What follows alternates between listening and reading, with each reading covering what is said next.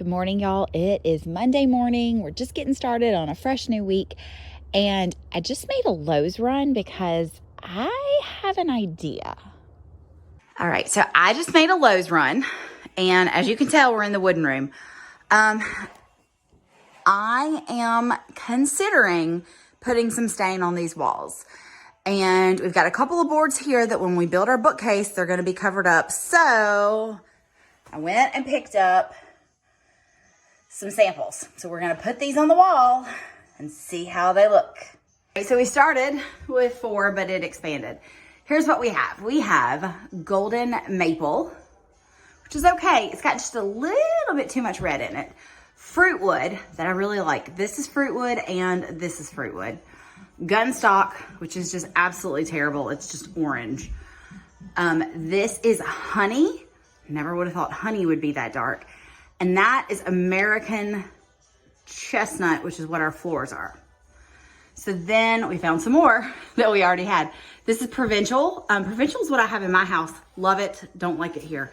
This is early American. If you remember back to when we were selecting floor finishes, early American was my second runner-up, or first runner-up. It was my second choice for the floors.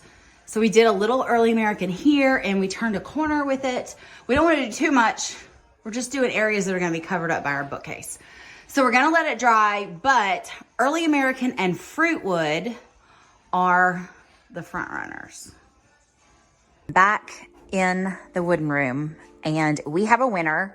It's the one on the top right, early American. So we are going to go with an early American stain in here. All right, so today's going to be about doorknobs, and Giovanni, who is our doorknob man, is getting ready to work on the front door. And we took the old one off, and you can see that somewhere along the way there was an oval backplate. So I would love to have seen what that would look like. And that looks like maybe some dark green paint there too. At one time the door was kind of a ugly taupe color, and then just a dark brown, probably a stain. So we have our first challenge on the doorknob. This whole big thing was in the door. That's what makes it work. We're not using this. I'd love to keep this, but it doesn't work, and we don't have a key, so that's never gonna work. We have this huge hole, this empty cavity, and we've got nothing to screw our new knob to. So Giovanni's gonna have to fill that with wood. We're gonna have to cut a piece of wood the right size, get it in there, fill it in, then work on the doorknob. All right, so we got the wood patched in there. We used a lot of glue. We're gonna let that set up. So we've moved on to another project. It's been a few days since we worked on this door. Gio is putting all his attention back into it. We feel confident that he's gonna get this doorknob on today. We may not get the deadbolt till tomorrow, but the doorknob is going on before the end of the day. So the last time you saw us, we were working on that doorknob. We did get that done yesterday. New day, we are now starting on the deadbolt at the top. The problem is these old doors are not as thick as new doors. And so we are having to do some custom woodworking to get that in place. But Gio's doing a good job. We have a new project, and that is our original doorbell. I wish that I had taken a picture of it before we started. We've been sanding it. We put paint thinner, lots and lots of paint remover on it. We've sanded it. We're trying some Brasso. It looks like there might be brass inside there, deep down under 238 years of paint. So we're gonna let a little bit of Brasso sit and then see what we can do. So here's what I think. I think that it may be a brass plate. And I'm afraid if we go any deeper, we're gonna start taking the brass off. So we are gonna leave it antiqued like this. Still got some shine to it, but we've got a lot of aging down in the crevices. And I think that's okay. So we got our doorknobs in, we got that worked on. Now we just gotta get a final coat of paint on this front door. On the third floor in the bedroom, these guys have been working all day with the shop vac and the scrub brush, and they are scrubbing down these old joists, beams, trusses, whatever you want to call them. We are scrubbing them down so they're just getting all of the dirt and debris and cobwebs off. And we think this may be enough that we don't even need to sand them. So we just made a Lowe's haul and got a truckload of stuff, including this pretty plywood right here, because we are gonna build our bookcase that's going here. Now, when I ordered all of my cabinets, I ordered this set of door fronts. So all it is the doors and the front of the cabinet so that we could build custom cabinet to go here. So the bottom part, we're gonna have, you know, baseboard and then doors, countertop, and then just open bookshelves above that. So pretty soon, all this lumber is gonna be a bookcase. A little dark in here, but I hope you can see we cut sides and a bottom and a back. And this is just sitting there, but tomorrow we're gonna get it mounted and then it's gonna go over there.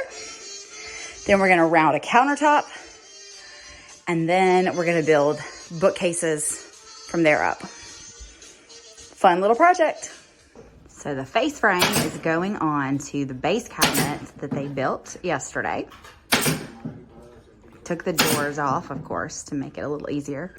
So that's gonna set up, and the next step is going to be to make a countertop. Now the countertop's gonna be out of wood.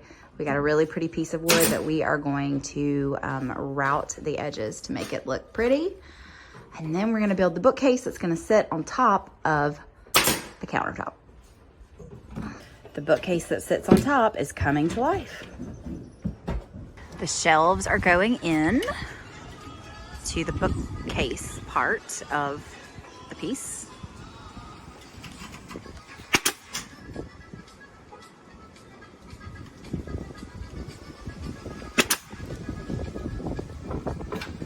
It is a windy day today. Goodness gracious.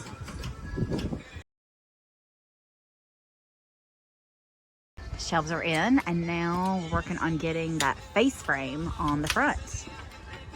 We debated whether to do adjustable shelves here or fixed shelves, and we decided to go with fixed shelves so that we could put a pretty piece of 1x across the front and really trim them out. So they're not going to be adjustable, but we put a lot of thought into the spacing, and hopefully they're going to be just right for books. All right, so the face frame is in place. We've got 3 of our 4 shelves. The bottom shelf will be the countertop.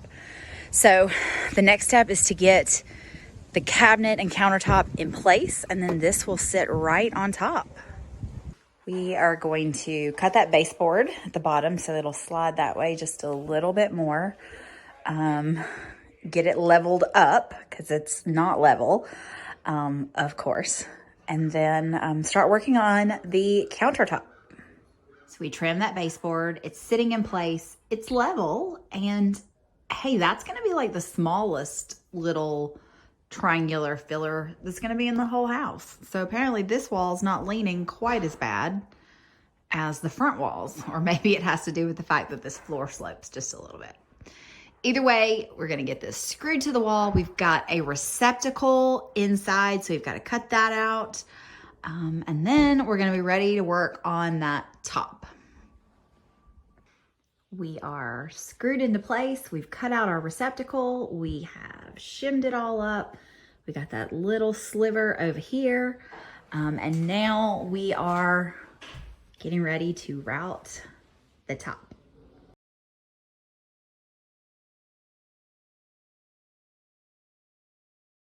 So we have a nice rounded edge. We'll hit that with the sander and then we're ready to put that thing on the cabinet. Countertop's in place and here comes the bookcase.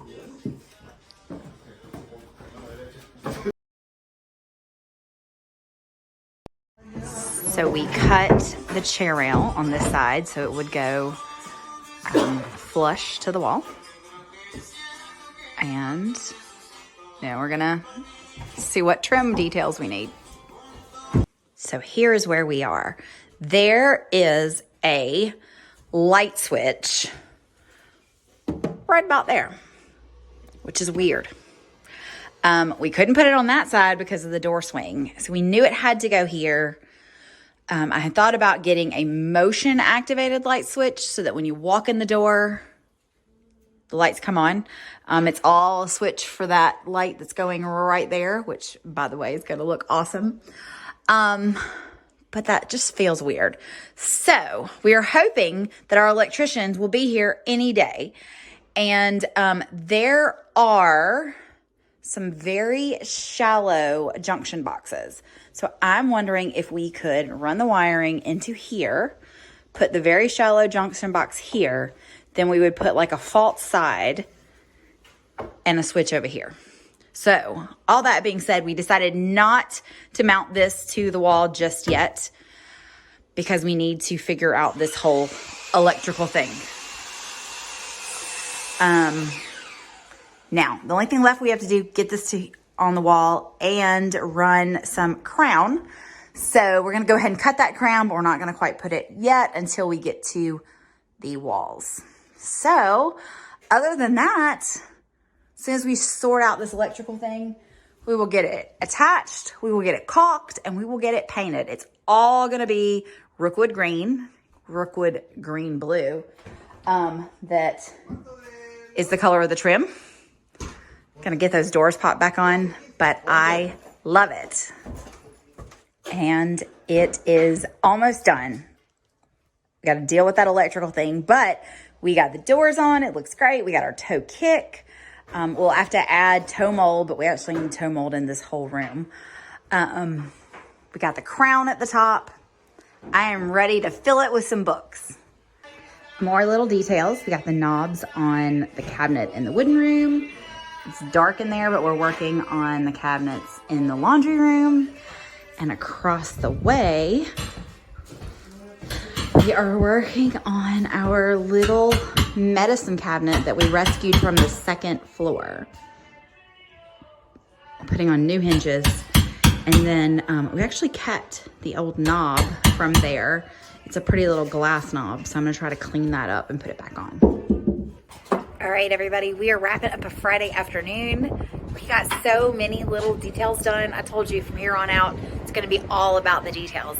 But hope you enjoyed it. Come back next week, lots more details to tackle.